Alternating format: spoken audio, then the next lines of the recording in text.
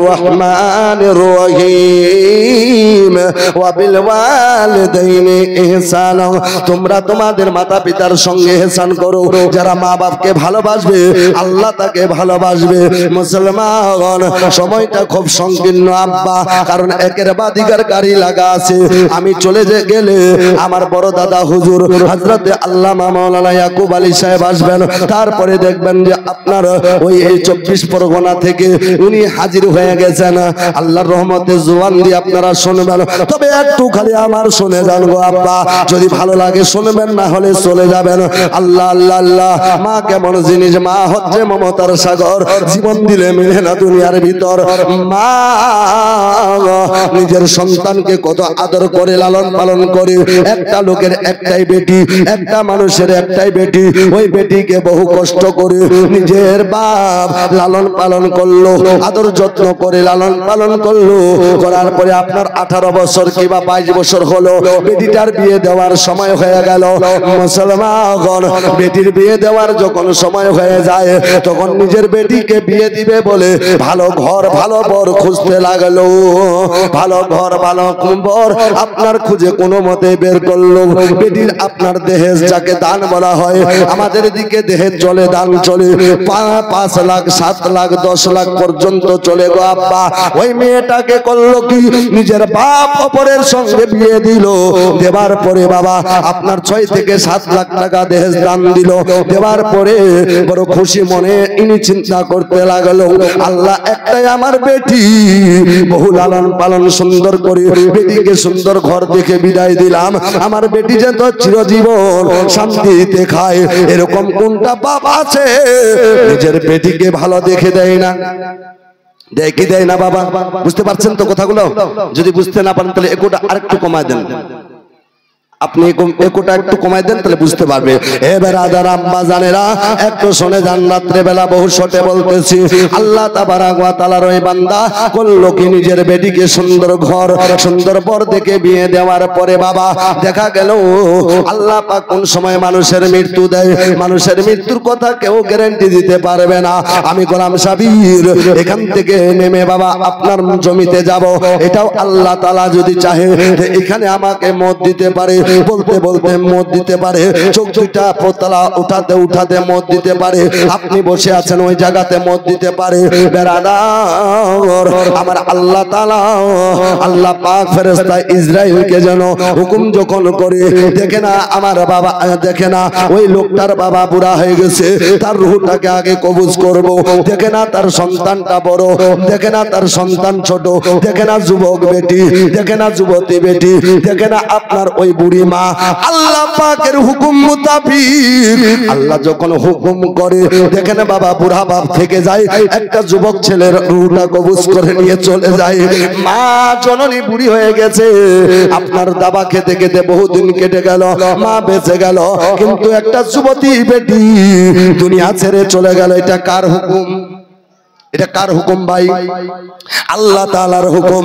আল্লাহ পাক হুকুম করে ফেরেশতা ইসরাইলকে, বেরাদার ওই লোকটার বেটি যখন বিয়ে হয়ে গেল, আপনার দেখেন বাবা 7টা দিন যেতে নাই, 7 দিনের মধ্যে তার জামাই দুনিয়া ছেড়ে বিদায় হয়ে চলে গেল। দুনিয়া ছেড়ে বিদায় হয়ে গেল।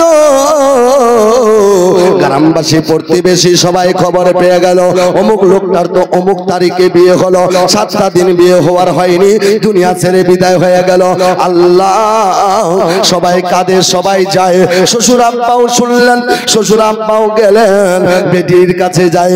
বেটি দেখে বারবার কাঁদে, এত কাঁদে নিজের স্বামীর জন্য, আর মনে মনে চিন্তা করে, আল্লাহ আমার বাপ বহু আদর করে যত্ন করে আজকে সুন্দর ঘর দেখে আমাকে বিয়ে দিল, কিন্তু একটা হাপ্তা হলো না, আমার স্বামী দুনিয়া ছেড়ে চলে গেল।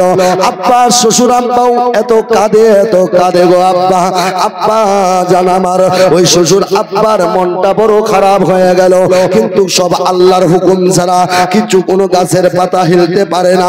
আল্লাহ পাক যদি চাহে তো মুর্দাকে জিন্দা করতে পারে, জিন্দাকে আপনার মুর্দা করতে পারে। এ আব্বা জানেনা, একটু মনোযোগ দিয়ে শুনে যারা দাঁড়িয়ে আছেন ভাই, আমি জোর হাত করে বলছি, বারবার বলা যাবে না, সময়টা খুব সংকীর্ণ, একটু দয়া করে চলে আসেন। মা বোনেরা আপনারা যদি সামনের দিকে না আসেন, আপনারা যদি সামনে না আসেন,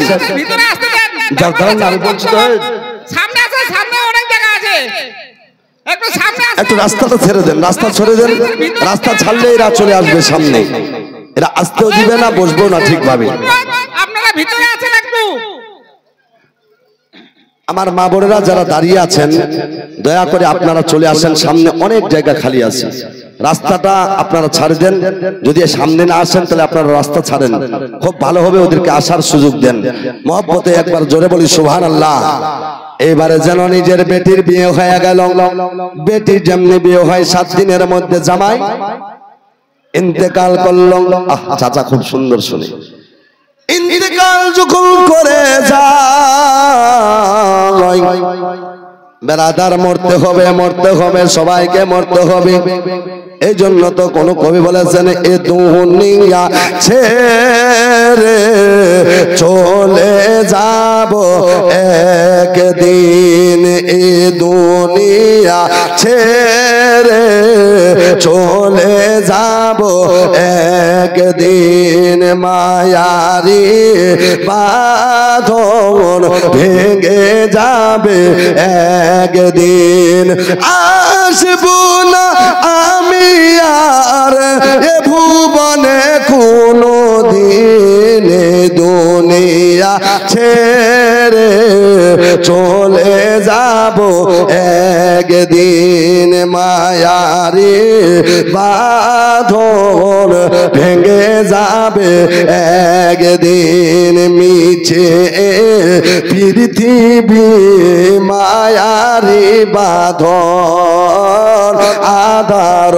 ঘরেতে নবী তুমি আপন জন। জোরে বলি, মিছে পৃথিবী মায়ারি বাঁধন, আধার ঘরেতে নবী তুমি আপন জন।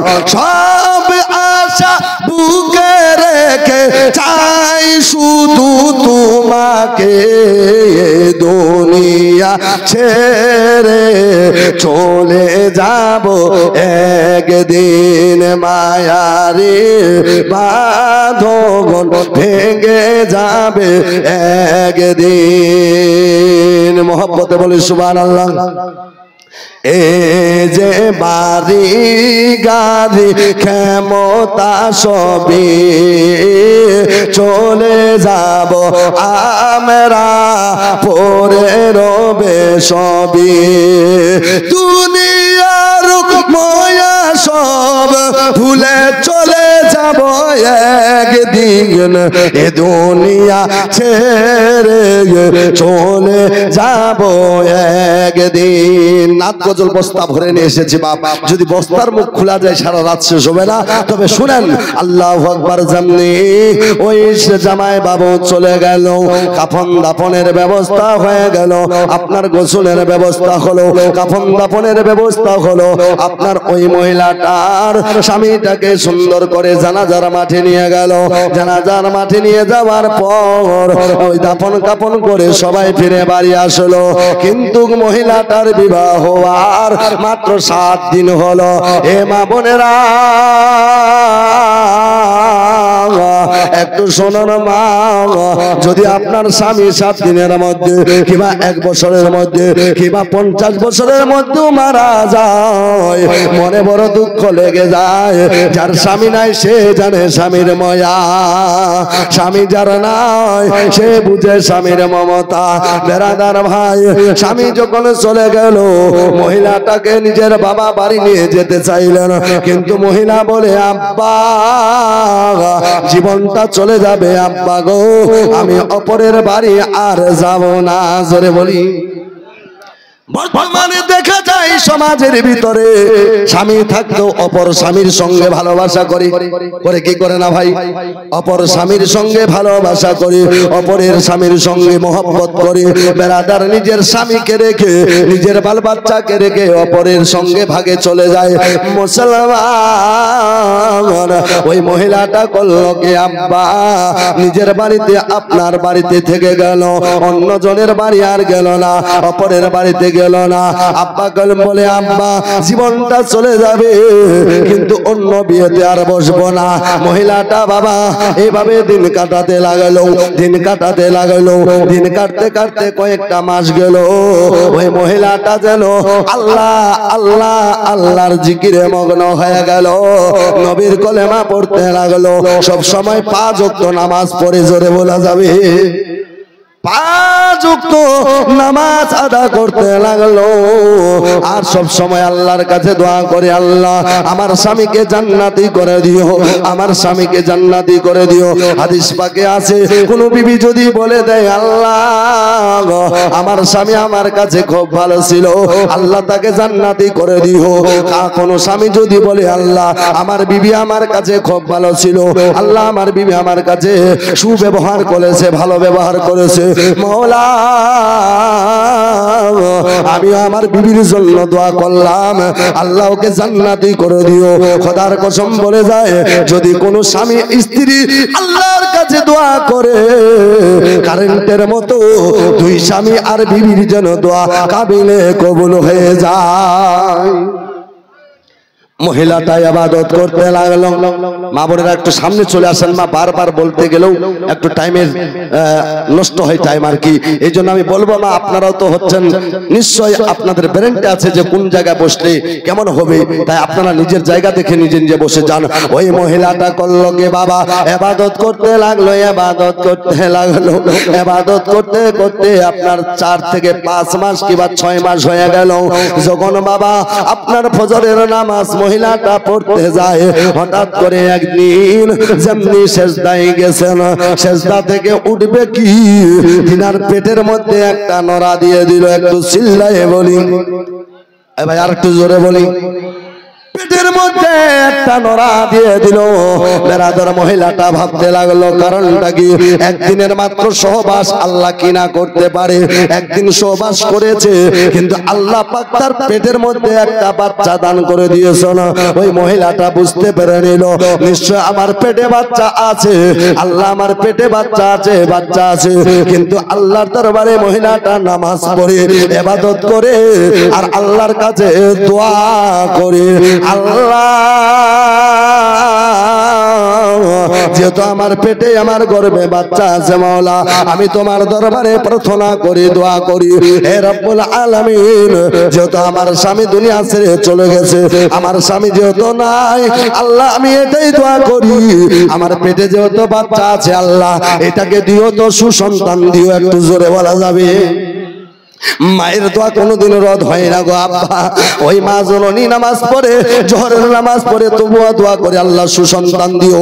আসরের নামাজ পড়ে তবুও দোয়া করে, আল্লাহ সুসন্তান দিও। মাগরিবের নামাজ পড়ে তবুও দোয়া করে, আল্লাহ সুসন্তান দিও। সুসন্তান মানে ভালো বেটা দিও, আল্লাহর কাছে দোয়া করে। জোরে বলা যাবে, কি চাইলেন, কি চাচ্ছেন?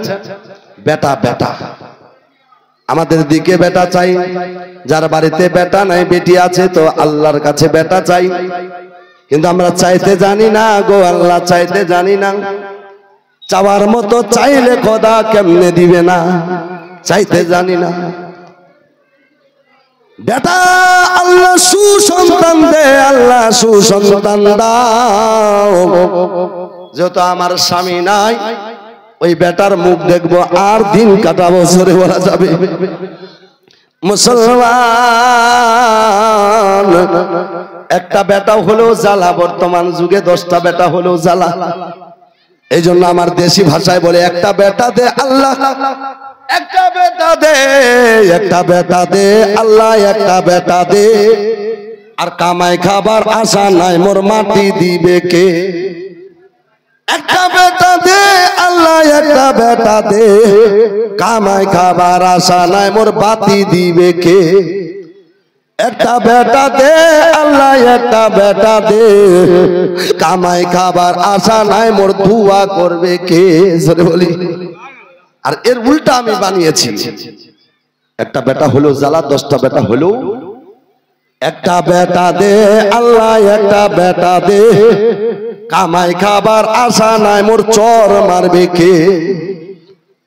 বর্তমানে এরকম দেখা যায়, একটা বেটা হলো জ্বালা, 10টা বেটা হলো জ্বালা।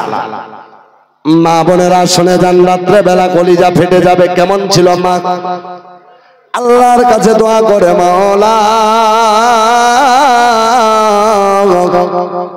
স্বামী যেহেতু নাই, পেটে যেহেতু বাচ্চা, এটাকে সুসন্তান দিও। আল্লাহর কাছে দোয়া করতে করতে 9 মাস 10 দিন হয়ে গেল। ওই মহিলাটার পেটের বাবা বেদনা আরম্ভ হয়ে গেল, প্রসবের বেদনা আরম্ভ হয়ে যায়। প্রসবের বেদনা আরম্ভ হওয়ার পর মা যখন প্রসব করে নিজের সন্তানকে, হাজার বেদনা যদি এক জায়গায় করা যায়, আর মায়ের প্রসবের বেদনা যদি একদিকে করা যায়, মায়ের প্রসবের বেদনাটা বেশি হবে, বেশি হবে। ওই মা জননী প্রসবের বেদনা প্রসব করতে লাগলেন, নিজের সন্তানকে জন্ম দিতে লাগলেন। মুসলমান মা জননী প্রসব করতে করতে প্রসবের বেদনায় যেন থাকতে পারে না, ব্যথাই থাকতে পারে না। মা জননী এত ব্যথা আরম্ভ হয়ে গেল। মা প্রসব করতে করতে বাবা দুনিয়াতে ছেলেটা আসলো। মার প্রসবের বেদনার কারণে মা বেহুশ হয়ে পড়ে গেল। মা যখন বেহুশ হয়ে যায়, ওই দাদিমা দৌড়ে যায়, বেটি ওঠ, ও দাদি ওঠ, ওই যে দেখ রে দেখ, তোর গর্ভ থেকে আল্লাহ একটা সুসন্তান দিয়েছে। ওই দাদিমার কথা শুনে না, জ্ঞান যেন ফিরে না। শাশুড়ি মা যায়, শাশুড়ি মা বলে, বেটি দেখ, তোর গর্ভ থেকে একটা আল্লাহ সন্তান দিয়েছে। ফুফু আম্মা যাই বলে, বেটি দেখ রে দেখ, তোর গর্ভ থেকে আল্লাহ একটা সন্তান দিয়েছে। কোনো মতে জ্ঞান ফিরে না, এটা কেমন মা, এটা কেমন মা। আর যেমনি বাচ্চাটার কান্নার আওয়াজ পেতে নাই, ওই মা জননীর জ্ঞান যেন ফিরে যায়। কেমন মা, কেমন মা। এই জন্য তো কোনো কবি বলেছেন, একটু জোরে বলা যাবে, আমরা যখন বিদেশে চলে যাই নিজের মাকে ভুলে যাই, কিন্তু মার কলিজা ফেটে যায়। কোন কবি বলেছেন, নিজে লিখেছি, এই আমার হাতের গজলের লেখাটা হুজুর কমসে কম 20 জন মৌলানা পড়ে আমি নিজে এটা লিখেছি। ওরে প্রবাসেতে, মহব্বতে বলি আর একটু জোরে, ওরে প্রবাসেতে থাকে যারা,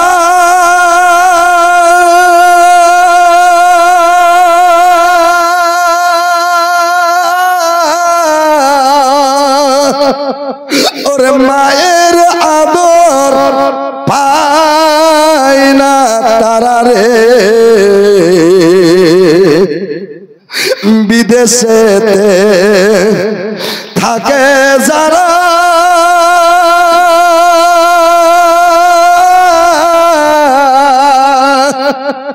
ওরে মায়ের আদর পায় না তারা রে।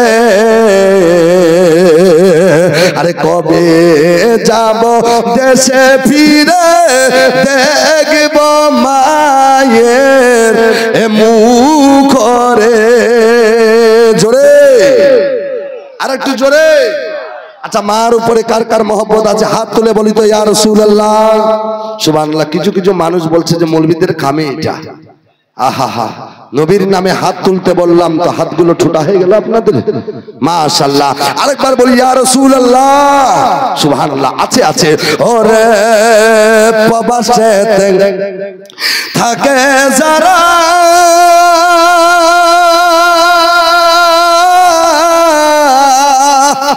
ওরে মায়ের আদর পায় না তারা রে।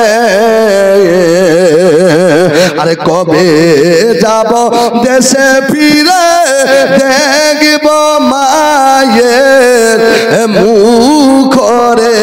আপনারা শুধু বলে মুখ রে। কবে যাব দেশে ফিরে, দেখব মায়ের মুখ রে। কবে যাব দেশে ফিরে দেখব নয়ন ভরে রে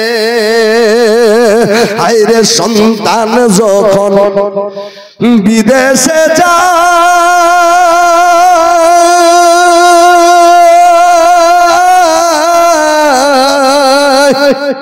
ওরে মার কলিজা ফাটিয়া যাই রে কেঁদে কেঁদে চোখের জলে বালি সবই যায় রে কেঁদে কেঁদে চোখের জলে বালি সবই যায় রে সময়টা খুব সংকীর্ণ বাপ এই জন্য আমি বলতে পারছি না আর দেশে বাড়িতে থাকো যারা ওরে মায়ের আদর করবা তারা রে জোরে হবে আরে দেশে বাড়িতে থাকো যারা আর মায়ের সেবা করবো তারা রে ওরে যার মা বাবা নাই বাঁচিয়া সে তো বড় দুঃখী রে যার মা বাবা নাই বাঁচিয়া সে তো বড় দুঃখী রে আল্লাহর কাছে দোয়া করলো জ্ঞান ফিরে না জ্ঞান ফিরে না যেমনি বাবা ওই সন্তানের কান্নাটার আওয়াজ মা জননীর কানে গেল সাথে সাথে নিজের মা সন্তানের কান্নার আওয়াজ শোনার সঙ্গে সঙ্গে মা জননীর জ্ঞান ফিরে গেল আর একটু জোরে মা এটা কেমন মা গো কেমন মা জননী মা জননীর জ্ঞান ফিরে গেল মা যেন বলে কে আছো রে আমার সন্তানকে আমার কোলে দাও আমার জাদুকে আমার কোলে দাও আমার নয়নের পুতুলকে কোলে দাও মা ওই প্রসব অবস্থায় নিজের সন্তানকে কোলে নিল নিবার পরে মা বাবা ওই সন্তানের গালে হটে চুম্মা দিতে লাগলো আল্লাহু আকবার আল্লাহু আকবার আজকে আমরা মাকে ভুলে যাই বাপকে ভুলে যাই গো আব্বা নিজের মা চুম্মা দিতে লাগলো আর বলতে লাগলো আল্লাহ আজকে আমার মনের আশা তুমি পুরা করেছো মওলা আল্লাহ তাবারক ওয়া তাআলা তিনার মনের আশাটা পুরা করে দিয়েছে সন্তানকে দেখে বাবা এইবারে সন্তানের লালন পালন করতে লাগলো বেটার লালন পালন মা জননী করতে লাগলেন করতে করতে বাবা 1 মাস কেটে গেল 2 মাস কেটে গেল 5 মাস কেটে গেল 7 মাস কেটে গেল 8 মাস কেটে গেল 1 বছর কেটে গেল 2 বছর কেটে গেল 5 বছর হয়ে গেল আপনার 6 বছর হয়ে গেল মনে মনে চিন্তা করলো আল্লাহ আমার সন্তান বড় হবে সন্তান আমাকে মা বলে ডাকবে আমি মা বড় খুশি হব সন্তানের মুখ দেখবো আমি আমার মুখ দেখবে আমার বেটা আল্লাহু আকবার এইভাবে মা যেন লালন পালন করতে লাগলো মার মনে বড় আশা একদিন বড় হলেও আমাকে দাফন করবে একদিন বেটা যখন বড় হবে আমার কবরে জিয়ারত করবে একদিন বেটা যখন বড় হবে আমার নামে মিলাদ করবে একদিন বেটা যখন বড় হবে আমার জন্য আল্লাহর দরবারে নামাজ 5 ওয়াক্ত পড়বে দোয়া করবে দোয়া আমি তার দোয়ার বরকতে কবরে শান্তি পেয়ে যাব অনেকে বাবা আছেন আমার নিজের সন্তানের উপরে সবারে বাবা একটা আশা আশা এত বড় আশা করেছিল কিন্তু 6টা বছর যেতে না যেতে ওই জনম দুঃখিনীর মা মনের আশা গো আব্বা মনে থেকে গেল দুনিয়া ছেড়ে আপনার এমন হয়ে গেল বেমার হয়ে গেল বেমার এত বড় হয়ে যায় ডাক্তারের কাছে নিয়ে গেল আপনার মালদা নিয়ে গেল আপনার ধরে রাখেন শিলিগুড়ি নিয়ে গেল কলকাতা ডাক্তারের কাছে নিয়ে নিয়ে গেল, ভেলুর নিয়ে গেল, চেন্নাই নিয়ে গেল, কিন্তু বেরাদার নিজের বাড়িতে যত সম্পদ ছিল ওই সমস্ত সম্পদ বিক্রি করে মা জননীর জন্য চিকিৎসা করলো, কিন্তু জনম দুঃখিনী মাকে বাঁচাতে পারলো না। দুনিয়া ছেড়ে মা জননী বিদায় হয়ে গেল। সকলে বলি ইন্না লিল্লাহি ওয়া ইন্না ইলাইহি রাজিউন। মা চলে গেল। যুগটা ছিল বনি ইসরাইলের যুগ। এ বেরাদার, সেই জামানায় কোন মানুষের বাড়িতে ভিক্ষার জন্য গেলেও কেউ 1 টাকা দিত না, ভিক্ষার জন্য কেউ গেলে কাউকে কেউ ধার দিত না।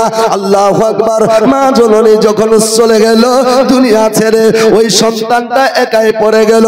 সন্তানটা মনে দুঃখ লেগে গেল, মা জননীকে বাঁচাতে পারলাম না, আর কারে ডাকবো মা বলে রে, কারে ডাকবো আর বাবা বলে। আজকে যদি বাবা থাকতো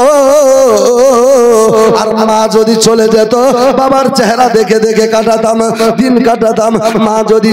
মা যদি বেঁচে থাকতো, বাবা তো চলে গেছে, কিন্তু মায়ের চেহারা দেখে দিন কাটাতাম। কাকে ডাকবো আর মা বলে রে, কাকে ডাকবো আর বাবা বলে। আমার মা নাই রে, মা নাই, মা বাবা নাই রে, বাবা নাই বাবা। মা তো চলে গেল জনমের লাগিয়া, আর কারে ডাকবো রে মা বলিয়া। মুসলমান ওই সন্তানটা করলো কি, যেহেতু মা চলে গেল, বিদায় তো হয়ে গেল, ইন্তেকাল তো করে গেল, মুন্তাকিল তো হয়ে গেল, কিন্তু মার কাফনের ব্যবস্থা করতে হবে কি হবে না? হবে কি হবে না বাবা? মা জননীর কাফনের ব্যবস্থা করবে। ঘরে কোনো টাকা নাই, পয়সা নাই।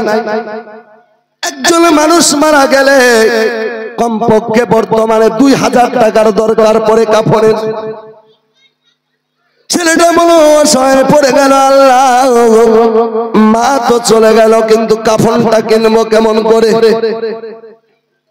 এইবারে মরা মাকে একখানা বাবা চাদর ঢেকে দিয়ে ভিক্ষার ঝোলা নিয়ে, আপনাদের সাপোজ ধরে রাখেন শাসন কিবা আপনার হেমদাবাদ, ওই ছেলেটা ভিক্ষার জন্য চলে যায়।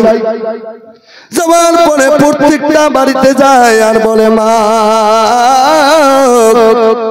তোমরা কি কেউ আছো? মা কে? মা আমি একজন অসহায় ব্যক্তি এসেছি, মা মায়া যদি হয়, দয়া যদি হয়, আমাকে কিছু ভিক্ষা দাও, ভিক্ষা। কেউ কেউ বলে, যুবক এত ছোট বাচ্চা কিসের জন্য এসেছো? বলে মা ভিক্ষার জন্য। বলে তোমার পড়াশোনার সময়, তুমি কেন ভিক্ষা করতেছো? এই সময় ভিক্ষা করা তোমার ঠিক হবে না। ওই ছেলেটা দুঃখের সহিত বলেছিলেন, মা গো আমি আমার নিজের পেটের জন্য আসিনি মা, খাওয়ার জন্য আসিনি মা, পড়াশোনা করবো বলে তাই আসিনি মা। বড় দুঃখের সহিত তোমাদের কাছে ভিক্ষার ঝোলি পাঠিয়েছি মা, তোমাদের কাছে ভিক্ষার হাত পাঠিয়েছি মা। আমার জনম দুঃখিনী মা, আমার গর্ভধারিণী মা, আমাকে গর্ভ যিনি দিয়েছিলেন ওই মা জননী আজকে বিদায় হয়ে চলে গেছে। চিরজীবনের মতো আমার মা বিদায় হয়ে চলে গেছে, কিন্তু মার পরনের যে কাফনটা দিব, ওই কাফনটা কেনার মতো আমার কাছে কোনো টাকা নাই, কোনো পয়সা নাই। আমি মায়ের কাফনটা কিনবো বলে আমি তোমাদের বাড়িতে ভিক্ষার জন্য এসেছি। জোরে বলি আহা, কত কষ্ট করেছিলেন মায়ের জন্য। আজকে আমরা নিজের মাকে ভুলে যাই। নতুন বউ যখন হয়ে যায়, বউ দেখবেন মিষ্টি নিয়ে আসে, রসগোল্লা নিয়ে আসে। আপনাদের দিকে মনে হয় লোকগুলো খুব ভালো, বউকে এনে মিষ্টি দেয় কিন্তু মাকে দেয় না। নিজের বউকে কাপড় দেয় কিন্তু মাকে দেয় না। এর বউয়ের জন্য শাড়ি কিনবা তো মায়ের জন্য কমসে কম একটা ব্লাউজ কিনো। বউয়ের জন্য যখন তুমি একটা ব্লাউজ নিবা তো মায়ের জন্য কমপক্ষে 5 টাকা দামের একটা মিষ্টি নিয়ে আসো। মা বড় খুশি হয়। মা যদি একবার খুশি মনে বলে দেয়, আল্লাহ আমার বেটাকে চিরজীবন শান্তিতে রাখিও, খোদার কসম মায়ের দোয়া এমন দোয়া করতে দেরি আল্লাহর আরশে মুআল্লা পৌঁছতেই দেরি হয় না। জোরে বলি চমুকের মতো কবুল হয় 100% কবুল হয় মায়ের দোয়া এবং বদদোয়া দোয়া করলেও কবুল আর বদদোয়া করলেও কবুল হয় বেরাদার বউ সংক্ষেপে শোনাই ওই ছেলেটা গ্রামে গ্রামে ভিক্ষা করলো করার পরে কয়েক কিলো চাল কয়েকটা টাকা নিয়ে মার শাড়ি মার আপনার পরনের কাফনখানা কিনবে সাদা কাফনখানা কিনবে বলে বাড়ির দিকে যায় যেমনি যেতে লাগলো চলতে চলতে চলতে চলতে এমন বাবা একটা দুঃখ আসলো ওই রাস্তাতে কয়েকটা ছেলে যুবক ছেলে একটা ডাকাতের দল সেজে ওই ছেলেটাকে রাস্তায় ধরলো এমন মারতে লাগলো মারতে মারতে আপনার 4 টাকা পয়সা সব ছিনিয়ে নিল ছেলেটা বলে ভাই তোমরা আমার সঙ্গে ব্যবহার করিও না ভাই আমি আমার মরা মাকে রেখে এসেছি ভাই আমার মার কাপড়টা কিনবো ভাই তোমরা দয়া করে আমাকে ফিরে দাও ওই জালিমেরা শয়তানেরা শুনলো না তার কাছ থেকে সমস্ত টাকা পয়সা ছিনিয়ে নিয়ে চলে গেল যেমনি নিয়ে যায় ছেলেটা অসহায় পড়ে গেল আবার বাড়ি চলে গেল যাওয়ার পরে মার শীতানের পাশে বসে গেল জোরে হবে সুবহানাল্লাহ সুবহানাল্লাহ জননীর শীতানের পাশে বসে গেল আর কান্দে লাগলো ও কান্দে মহব্বতে বলি এ ভাই সুবহানাল্লাহ বলবেন তো আমাকে বলতে ভালো লাগবে একবার জোরে বলি সুবহানাল্লাহ ও কান্দে কান্দে প্রাণেরই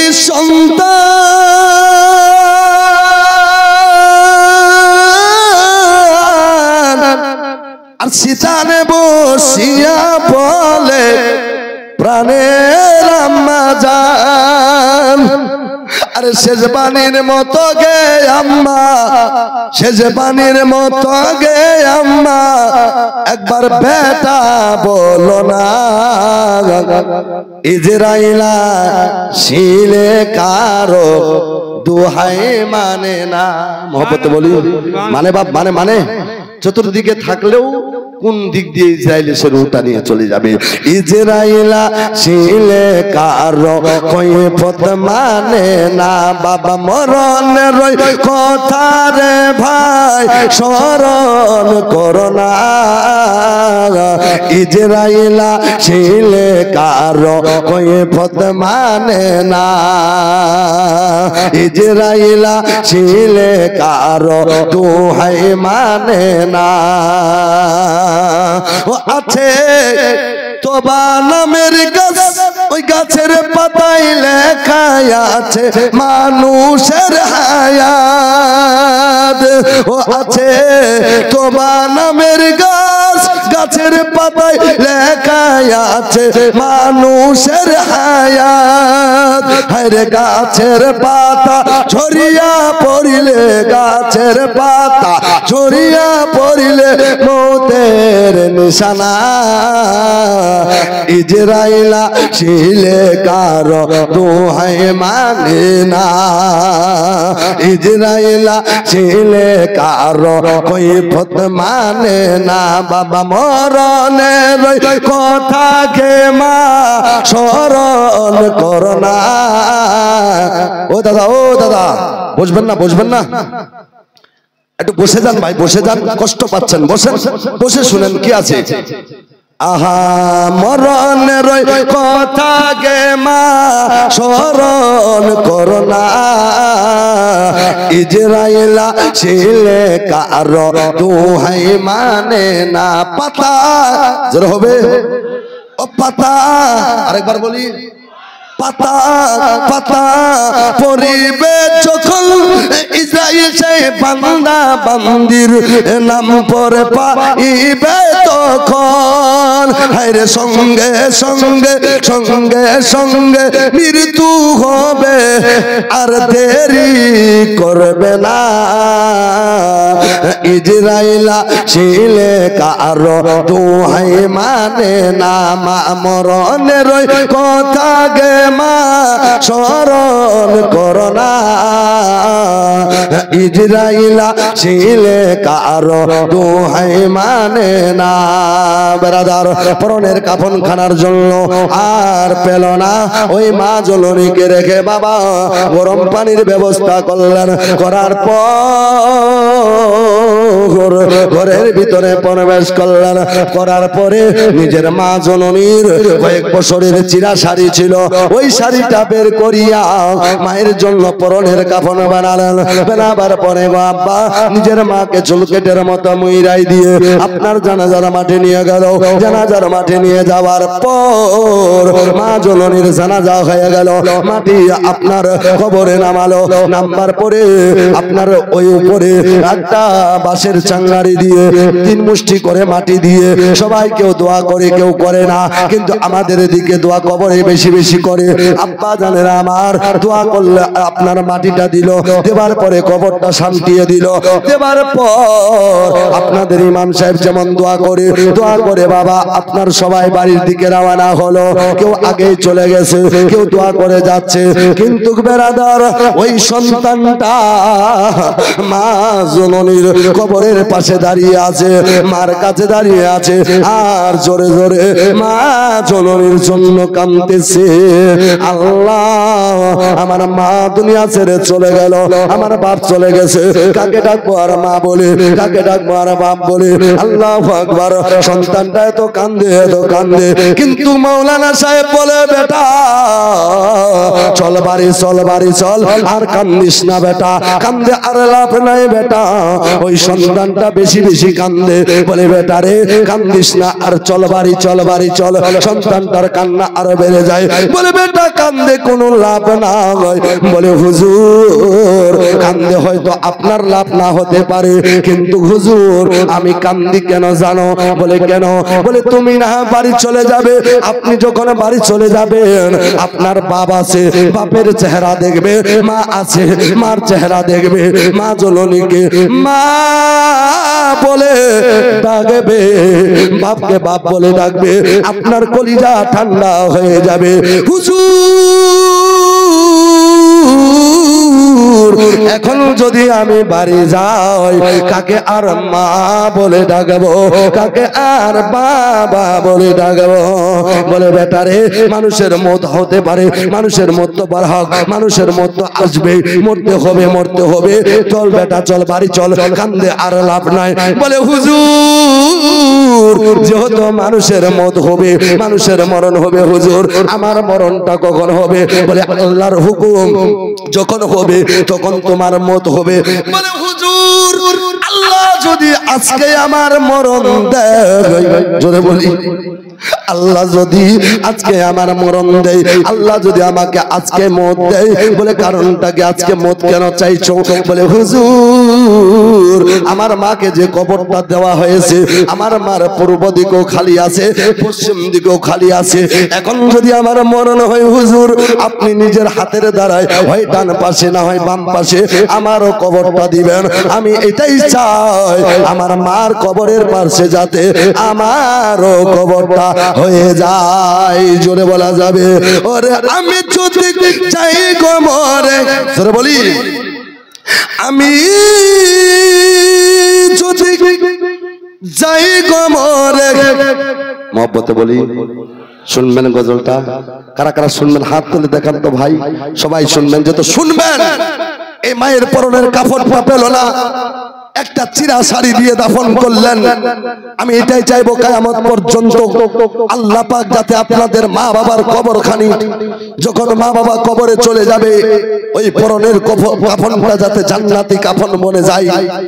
এই মাদ্রাসা রাসূলের ঘরের জন্য আজকে মাদ্রাসার জন্য জালসা করা হয়েছে। এই মাদ্রাসার জন্য যোগ্য বাপের একটা বেটা, হুজুর আমার মা চলে গেছে, আমার বাপ চলে গেছে, আমার ভাই চলে গেছে, আমাকেও যেতে হবে, সম্পদ বাড়ি বাড়ি ঘর ছেড়ে আজকে এত হাজার মানুষের সম্মুখে হুজুর আমি 5000 টাকা এই মাদ্রাসার জন্য শহীদ করব। একটা কোন যোগ্য বাপের বেটা আছেন? আমি মুসাফির হিসাবে এসেছি, আমি দোয়া করব, যদি আমার দোয়া কবুল না হয় আমার দাদা হুজুর আছেন, তারপরে আমার দাদা হুজুর আছেন, অনেকে উলামায়ে কেরাম আছেন, সবাই মিলে দোয়া করব। যদি আমার দোয়া কবুল না হয় আল্লাহ পাক এদের দোয়া কবুল করবে। এদের দোয়া যদি কবুল না হয় আপনাদের দোয়া কবুল হবে। আপনাদের দোয়া কবুল না হলে মা বোনদের দোয়া কবুল হবে। এদের দোয়া যদি কবুল না হয় হাদিস পাকে আছে যে জায়গায় 40 জন মুমিন মুমিনাত বান্দা থাকে সেই জায়গায় আল্লাহর একজন বিখ্যাত ওলি থাকে। ওই ওলির দোয়ার বরকতে নিশ্চয় সকলের দোয়াই কবুল হয়ে যাবে। তাই আমি একটা যোগ্য বাপের বেটা 1 নম্বরে দেখতে চাই 5000 টাকা এই রসুলের ঘরের জন্য, নবীর ঘরের জন্য, মাদ্রাসার জন্য, শিক্ষা প্রতিষ্ঠানের জন্য। আছেন কোন যোগ্য বাপের বেটা? এখান থেকে শুরু করে ওই অবধি, ওখান থেকে শুরু করে বাজার অবধি যদি কেউ আছেন, হুজুর আমি আমার মা বাপের জন্য 5000 টাকা শহীদ করব, খোদার কসম আমি মরে যাব, চলে যাব, ঘর বাড়ি পড়ে থাকবে, জমি জায়গা পড়ে থাকবে, কিন্তু যখন মাদ্রাসার ঘরে আপনি 5000 টাকা দান করবেন কিয়ামত পর্যন্ত আপনার কবরে এই স্বভাবটা পৌঁছতে থাকবে। জোরে বলা যাবে? তাই আমি দেখতে চাই ভাই একটা যোগ্য বাপের বেটা। আলহামদুলিল্লাহ 5000 টাকা চেয়েছি, মাশাআল্লাহ আপনাদের কম হবে না। কি নাম দাদা আপনার? রাজা হোসেন। দেখেন মা বাবারা সন্তান একটা বের হয়ে গেছে। আল্লাহ আমার রাজা হোসেন ভাইজান মা বাপের মহব্বতে 5000 টাকা কুরবান করলেন, দান করলেন। এই রাজা হোসেন ভাইয়ের মা বাপকে সারা জীবন আল্লাহ কিয়ামত পর্যন্ত ওই কবরে তুমি শান্তির ধারা বর্ষিত করে দিও। আল্লাহ চিরজীবন কবরে শান্তিতে রাখিও। আল্লাহ সেই কবরখানা নূর আলা নূর রোশন করে দিও। একবার জোরে বলি আমিন, আরেকবার জোরে বলি আমিন। বেরাদার রাজা ভাইয়ের মহব্বতে আছেন কেউ দেবার মতো যে আমি একটা সাথী হব? মাত্র 5000 টাকা চেয়েছি বাবা। বহু টাকা বহু পয়সা বিফলে চলে যায়, আল্লাহর রাহে দান করিলে আখিরাতে পাওয়া যায়, ইহকালেও পাওয়া যায়, পরকালেও পাওয়া যায়। যে মা বাপের মহব্বতে আপনি দান করবেন কিয়ামত পর্যন্ত এই দান আপনার বিফলে যাবে না। আপনি স্বভাব পেতে থাকবেন, মরবেন তবুও স্বভাব পাবেন, বেঁচে থাকবেন তবুও স্বভাব পাবেন। আছেন কোন যোগ্য বাপের দ্বিতীয় একটা বেটা, হুজুর আমি আমার মা বাপের মহব্বতে 5000 টাকা দান করব। আলহামদুলিল্লাহ একজন আল্লাহর বান্দা মাঝখানেতে ছিল, 1 নম্বরে 5000 টাকা দান করে দিল। একবার জোরে মহব্বতের সহিত নারা লাগাবেন, নারে তাকবীর, নারা রিসালাত। দানকারী দানকারী মোহাম্মদ রাজা ভাই সাহেব সুবহানাল্লাহ 5000 দিয়েছেন। আর কেউ নাই দিবার মতো? একটা লোক। ও বেরাদার ভাই আছেন কেউ দেবার মতো? 3000 টাকা পবিত্র মাদ্রাসার জন্য। বেশি চাইবো না, বেশি চাইলে আপনারা নারাজ হতে পারেন, তাই তাড়াতাড়ি আমি চাচ্ছি 3000 টাকা। একজন হবে না? যেহেতু 5000 একজন হয়েছে, 3000 টাকা একজন কোন আল্লাহর বান্দা কিবা বান্দি হিসাবে নবীর ঘরের জন্য, নবীর মহব্বতে আল্লাহ নবীর ঘরের জন্য খাস করে 3000 টাকা চেয়েছি বাবা। আছেন যদি তাড়াতাড়ি দিবেন, দিল খুলে দোয়া করে যাব।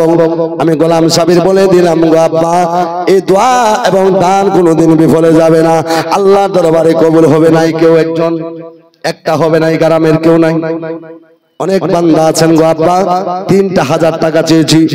ডাক্তারের কাছে গেলে হুজুর, ডাক্তার সাহেব যদি বলে বেটা বাঁচবি না, বাঁচবি না, বলে কেন ডাক্তার সাহেব? বলে একটা 50,000 টাকা দামের ইনজেকশন আছে, ওটা না করলে কাল সকালে তুই মারা যাবি। আচ্ছা করবেন কি করবেন না? আল্লাহ যাতে ওটা করার তৌফিক না দেয়। এ বেরাদার ভাইয়েরা বন্ধুরা, ওই ইনজেকশন থেকে আমাদেরকে আল্লাহ পাক বাঁচিয়ে রাখে। তাই আমি দেখতে চাই বাবা যোগ্য বাপের বেটার কাছ থেকে 50,000 চাইনি, 25,000 চাইনি, 20,000 চাইনি, মাত্র 3000 টাকা চাইছি। যদি আছেন তাড়াতাড়ি দিবেন। শুনে যান গো আব্বা, মা গো দুধের দাবি ক্ষমা করে এ দিও গো আমার, যায়, আর তুমি ক্ষমা না করিলে কি হবে উপায়? ও নইলে চিরতরে জ্বলব মাগো,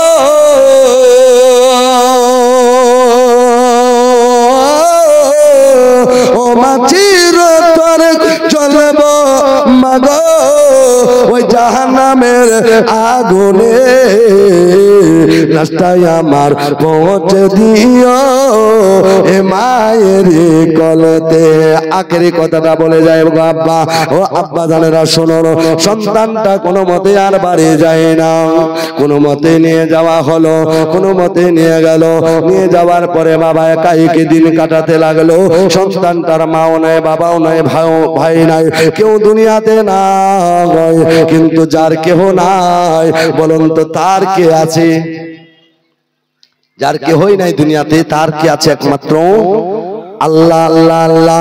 এ বেরাদার ভাইরা বন্ধুরা, আমার আল্লাহ তাবারক ওয়া তাআলার ওই বান্দা করলেন কি? বেরাদার 1 বছর চলে গেল, 5 বছর চলে গেল, 7 বছর চলে গেল, 10 বছর হয়ে গেল, সন্তানটার বয়স আপনার 18 বছর কেটে যাচ্ছে, কিন্তু বেরাদার ওই মায়ের কথাটা মনে পড়ে গেল।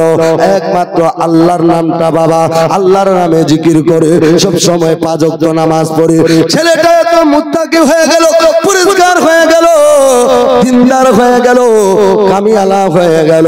বেরাদার দুনিয়াদারি ছেড়ে দিল, দ্বীনের কাজে নেমে গেল, ইসলামের কাজে নেমে গেল, ইবাদত আরম্ভ করে দিল। বর্তমানে যুবক ভাইরা দেখা যায় এরা তো ইবাদত দূরে থাক, এরা ফ্রি ফায়ার নিয়ে ব্যস্ত আছে, ফ্রি ফায়ার আর মোবাইল নিয়ে ব্যস্ত। বাবা এক একটা ছেলে 1 হাত করে লম্বা লম্বা মোবাইল নিয়েছে, নিজের মাকেও চিনে না, বাপকেও চিনে না, আর যেন মদে সুদে দারুতে আপনার ভর্তি হয়ে গেছে। ও আব্বা জানে না, শুনে যান, ওই সন্তানটাও ছিল মায়ের সন্তান। ইনি কেমন সন্তান, আমরা কেমন সন্তান? এত ইবাদত করতে লাগলো, এত ইবাদত করতে লাগলো, করতে করতে বাবা আল্লাহ তাবারক ওয়া তাআলা কি না করতে পারে? রাইকে পাহাড় পাহাড়কে রাই করতে পারে, জিন্দাকে মরা মরাকে জিন্দা করতে পারে। আল্লাহু আকবার। ওই সন্তানটা ইবাদত করতে করতে কয়েকটা বছর কাটলো, আল্লাহর কি দয়া হয়ে গেল, তার বাড়িতে যত সমস্ত খরচা নিজের মায়ের জন্য চিকিৎসার জন্য করেছিল, আল্লাহ না জানি কোন দিক থেকে তাকে পূরণ করে দিল। তার চাইতো আরো বেশি সম্পদের মালিক হয়ে গেল। সুবহানাল্লাহ। এত সম্পদ হয়ে গেল, মা বাপের জন্য খরচা করবেন, কোনদিন আপনার কম হবে না, আল্লাহ আরো বেশি দিবে, আল্লাহ আরো বরকত দিবে। বেরাদার শটের মধ্যে শুনে যান, এইবারে সন্তানটা ইবাদতকারী হয়ে গেল। একদিন হঠাৎ করে মায়ের কথাটা মনে পড়ে যায়, বলে আল্লাহ আমার মাকে যখন আমি দাফন করি, আল্লাহ আমার অবস্থা একটা ভালো ছিল না, চিরা শাড়ি দিয়ে মাকে দাফন করেছিলাম, কিন্তু আল্লাহ এখন যদি আমার মা দুনিয়া ছেড়ে যেত, কত সুন্দর লেবাস, কত সুন্দর দামি পোশাক, কত সুন্দর আমি সাদা কাফনটা দিতে পারতাম, কিন্তু আল্লাহ আমার মনটা চাই আমার মা জননীকে দেখতে চাই। আমার মা জননী জনম দুঃখিনী মা, গর্ভধারিণী মা কবরে কি হালতে আছে, আমার মনটা চাই একটু দেখবো। বেরাদার সব সময় নামাজ পড়ে, সব সময় জিকির করে, তাহাজ্জুদের নামাজ পড়ে, আল্লাহর কাছে দোয়া করে, দোয়া করে। বাবা একদিন হঠাৎ করে তাহাজ্জুদের নামাজ পড়তে পড়তে পড়তে পড়তে আল্লাহর কাছে দোয়া করতে লাগলো। জোরে বলি সুবহানাল্লাহ। বর্তমান যুগে এক একটা দল বাইর হয়েছে, নারে তাকবীর, নারে রিসালাত। একটু নারা লাগান, নারা লাগান একটু, হযরত আসছে, নারা লাগান, নারা লাগান। নারায়ে তাকবীর, নারায়ে তাকবীর, নারায়ে রিসালাত, ইয়া রাসূলুল্লাহ, নারায়ে রিসালাত, ইয়া রাসূলুল্লাহ। যারা দাঁড়িয়ে আছেন বসে যান, বসে যান, খুব ভালো হবে ভাই। আল্লাহ হযরত জিন্দাবাদ, জিন্দাবাদ, জনাব হযরত আল্লামা মাওলানা ইয়াকুব আলী আসলামী সাহেব, জিন্দাবাদ, মাওলানা ইয়াকুব আলী আসলামী সাহেব। নারায়ে তাকবীর, নারায়ে তাকবীর, আল্লাহু নারায়ে আকবার, রিসালাত, ইয়া রাসূলুল্লাহ, নারায়ে রিসালাত, ইয়া রাসূলুল্লাহ, नाराए गौसिया, या गौस का दामन नहीं छोड़ेंगे, गौस का दामन, खजा का दामन, अहले सुन्नत वल जमात। नाराए तकबीर, नाराए रिसालत। একটু পিছনে যারা বসে আছে, যতক্ষণ থেকে বলছি ততক্ষণ থেকে ডাকছি, যদি না আসে তো বাজে নিয়ে আসবেন, কাউকে আনা যাবে না। মুহাব্বতে দরুদ শরীফ পড়ি। আল্লাহুম্মা সাল্লি আলা, বসেন এখানে, বসেন।